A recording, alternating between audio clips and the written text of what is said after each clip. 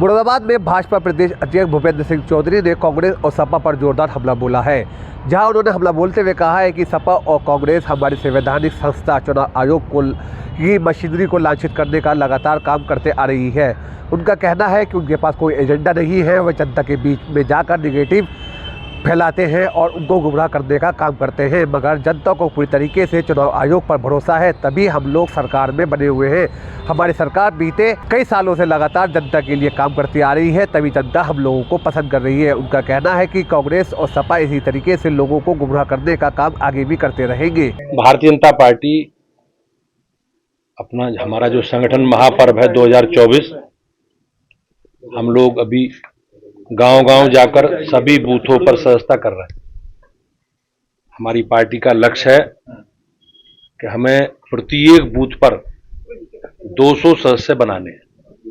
तो अभी पहले चरण में हम लोग सभी बूथों पर सदस्यता करा रहे हैं। इसलिए करा रहे हैं कि हमें अपने संगठन का स्ट्रक्चर बनाना है। भारतीय जनता पार्टी की प्राथमिक इकाई बूथ है। अगले चरण में हम 1 अक्टूबर से 15 अक्टूबर तक सामूहिक सदस्यता करेंगे, सार्वजनिक स्थानों पर कैंप लगाएंगे और अलग अलग सामाजिक वर्गों की सामूहिक सदस्यता कराने का काम पार्टी करेगी। 15 अक्टूबर के बाद हम लोग सक्रिय सदस्यता अभियान चलाएंगे और उसके बाद संगठन के गठन की प्रक्रिया प्रारंभ।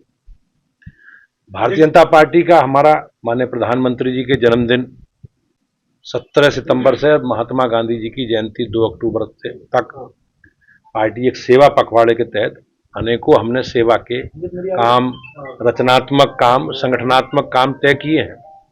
उन कामों में रक्तदान शिविर है, स्वच्छता पखवाड़ा है और पंडित दीनदयाल उपाध्याय जी का जन्मदिन है। महात्मा गांधी जी के जन्मदिन 2 अक्टूबर को हम सब लोग जो महात्मा गांधी जी का संकल्प है स्वच्छता का, स्वदेशी का, उसके साथ आगे बढ़ेंगे। आपने कही विधानसभा उपचुनाव की 10 सीटों पर उपचुनाव है विधानसभा का। भारतीय जनता पार्टी अपने कार्यकर्ताओं के साथ हम लोग पूरी तैयारी कर रहे हैं। हमने संगठन के स्तर पर अपने संगठन का स्ट्रक्चर तैयार कर लिया है। अधिकतम सदस्यता भी हम उन विधानसभाओं में करा रहे हैं और सामाजिक दृष्टि से भी भारतीय जनता पार्टी के संगठनात्मक विषयों को लेकर, जैसे हमारे मोर्चों के सम्मेलन हैं, प्रकोष्ठों की बैठकें हैं, तो हम लोग अपने संगठन को एक्टिवेट करके और जैसे भी हमारी अधिसूचना लगेगी चुनाव की, माननीय निर्वाचन आयोग चुनाव की अधिसूचना घोषित करेंगे, तो हम अपने प्रत्याशी चयन की प्रक्रिया को आगे बढ़ाकर मोदी जी, योगी जी के नेतृत्व में उत्तर प्रदेश में सभी विधानसभा चुनाव लड़ेंगे। अच्छा, आज परसों एक प्रोटेस्ट हो जाता है यहाँ कलेक्ट्रेट में। उन्होंने जो पूर्व विधायक हैं रिजवान, उन्होंने बहुत बड़ा आरोप लगाया है कि ये वोट काटे जा रहे हैं। वो कह रहे हैं हम जिंदा हैं, वोट काटे, लेकिन एडमिनिस्ट्रेशन ने उसको नकार दिया है, उनको गलत साबित कर दिया है। किस तरह देखते हैं? अखिलेश यादव आप देखते होंगे कि समाजवादी पार्टी और कांग्रेस पार्टी चुनावों को लेकर जिस प्रकार से हमारी संवैधानिक संस्थाओं को, चुनाव आयोग को, सरकारी मिशनरों को लांछित करने का काम करती रही, तो ये एक एजेंडा है उनका और जनता के बीच में उनकी कोई उपस्थिति नहीं है। वो केवल एक नेगेटिव प्रचार करके, एक नेगेटिव एजेंडा सेट करके जनता को गुमराह करना चाहते हैं। बिल्कुल पारदर्शी व्यवस्था के साथ सरकार और निर्वाचन आयोग चुनाव कराता है और उस व्यवस्था में हम सब लोगों को विश्वास है।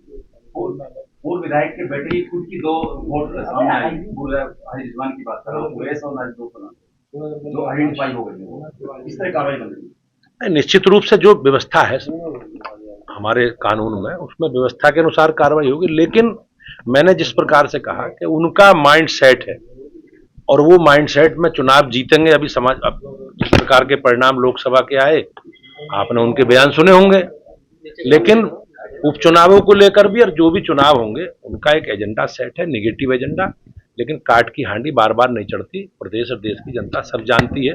और जहां तक मतदाता सूची के बारे में आपने बात कही, मुझे विश्वास है कि प्रशासन और निर्वाचन आयोग इस पर विधि सम्मत कार्रवाई करेगा। अध्यक्ष जी, एक तरफ रामगोपाल यादव इसी मामले को लेकर के कह रहे हैं कि वोट काटे जा रहे हैं, बीएलओ बदले जा रहे हैं, लेकिन जिला प्रशासन ने पूरी तौर पर साफ कर दिया है कि 29 अक्टूबर को लिस्ट जारी होगी। ऐसे में बेबुनियाद आरोप लगाए जा रहे हैं। जैसा मैंने कहा कि उनका एक माइंड सेट है और वो जनता के बीच में उनकी कोई उपस्थिति नहीं है। लोगों को जनता को एक नेगेटिव मुद्दों से प्रभावित करने का काम समाजवादी पार्टी और कांग्रेस पार्टी करती है, लेकिन प्रदेश और देश की जनता और हम सब लोगों को देश की जो व्यवस्था है उस व्यवस्था में विश्वास है और विश्वास के आधार पर हम सब लोग आगे बढ़ रहे हैं। ओबीसी मोर्चा ने आज लखनऊ में जो है वो ऐलान किया है, जैसे राहुल गांधी ने जब से अमेरिका में बयान दिया उसको लेकर के कि राहुल गांधी के घर का घेराव करेंगे। राहुल गांधी का जो चरित्र है, और आपने देखा होगा विदेशों में जाकर जिस प्रकार से वो एक राजनीतिक पार्टी हम लोगों का विरोध करते करते देश के विरोध में आ जाते हैं, वो कहीं ना कहीं एक निंदा करने योग्य है।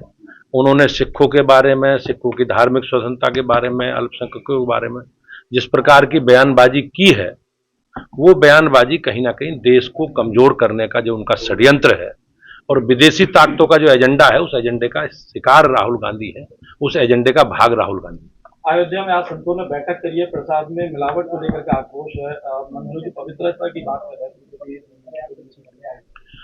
हमारी पार्टी, हमारी सरकारें जो भी फूड सिक्योरिटी एक्ट की व्यवस्था है उसके अनुसार हमारी सरकार कार्रवाई कर रही है। सबकी आस्थाओं का, सबकी मान्यताओं का सम्मान हो, इस पर सरकार काम कर रही है। मुझे विश्वास है कि योगी जी के नेतृत्व में हम लोग, ये एक धार्मिक मुद्दा है, करोड़ों लोगों की धार्मिक आस्था से जुड़ा विषय है और सरकार उसका सम्मान करते हुए जो भी विधि सम्मत कार्रवाई है सरकार करेगी। धन्यवाद।